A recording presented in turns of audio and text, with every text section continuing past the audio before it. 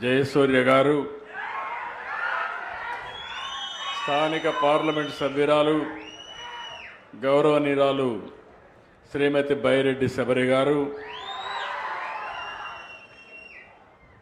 వేదికపై ఉన్న సహచర మంత్రివర్గ సభ్యులు నిమ్మల రామానాయుడు గారు, పయ్యావుల కేశవ్ గారు, జనార్దన్ రెడ్డి గారు, ఫరూక్ గారు,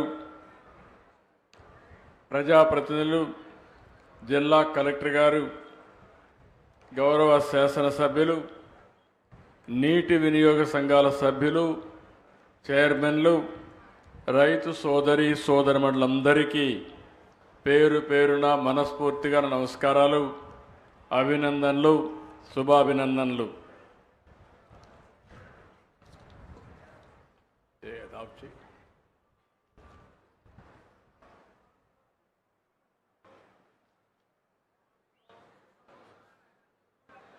ఈరోజు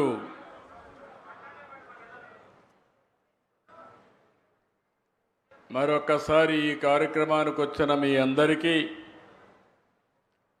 రేపు రాబోయే రోజుల్లో అందరి నీవా నీళ్ల వల్ల బాగుపడే ప్రజానీకానికి అందరికి కూడా నమస్కారాలు, అభినందనలు, శుభాభినందనలు. ఈరోజు రాయలసీమ చరిత్రలోనే ఒక శుభదినం. సీమలో జల వనరులు పొంగేలా ఈరోజు మనం చేస్తున్న గొప్ప ప్రయత్నంలో మరో అడుగు ముందుకేశాం. 4 సార్లు సీఎం అయ్యాను, కానీ ఎన్నో కార్యక్రమాలు చేశాను. నిన్న మొన్న ఢిల్లీలో అనేక కార్యక్రమాలు చేశాను. కానీ ఈరోజు సీమకు నీళ్ళిచ్చే కార్యక్రమం వల్ల వచ్చే తృప్తి, సంతోషాన్ని నా జీవితంలో మర్చిపోలేను. ఎందుకంటే ఒక్క విషయం మీరందరూ గుర్తుపెట్టుకోవాలి. సీమని మార్చేది ఒక్క నీరు. అదే సమయంలో దీన్ని బలంగా నేను నమ్ముతున్నా. నేను ఈ ప్రాంతంలోనే పుట్టాను, ఈ ప్రాంతంలోనే పెరిగాను. రాయలసీమ కరువు తెలిసిన వ్యక్తిని, కష్టాలు తెలిసిన వ్యక్తిని. ఒకసారి అయితే అనంతపురం జిల్లాకు వస్తే వేరుశెనగ పంట ఎండిపోతే దిక్కుదోచన పరిస్థితిలో కనీసం పెట్టుబడికి డబ్బులు ఇమ్మంటే నేనే ఇన్పుట్ సబ్సిడీ ఇచ్చింది. ఆ రోజు ఒక మంచి కార్యక్రమానికి శ్రీకారం చుట్టాను. రాయలసీమలో నీళ్లు లేకపోతే కరువు వస్తే కడాన ఆ రోజు మీరు చూస్తే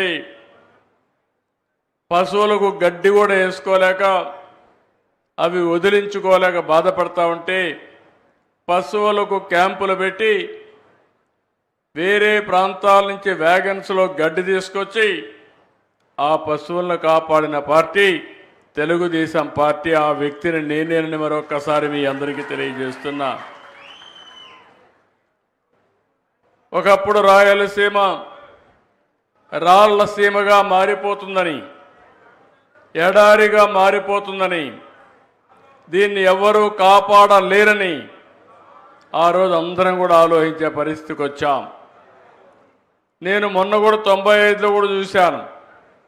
రాయదుర్గ నియోజకవర్గం ఎడారిగా మారిపోతూ ఉంటే, ఎడారిగా మారకుండా ఉండడానికి 100 కోట్ల రూపాయలు ఖర్చు పెట్టి మనం కార్యక్రమాలు చేసిన సందర్భం. అందుకే ఈరోజు మీరు ఒక్క విషయం గుర్తుపెట్టుకోవాలి.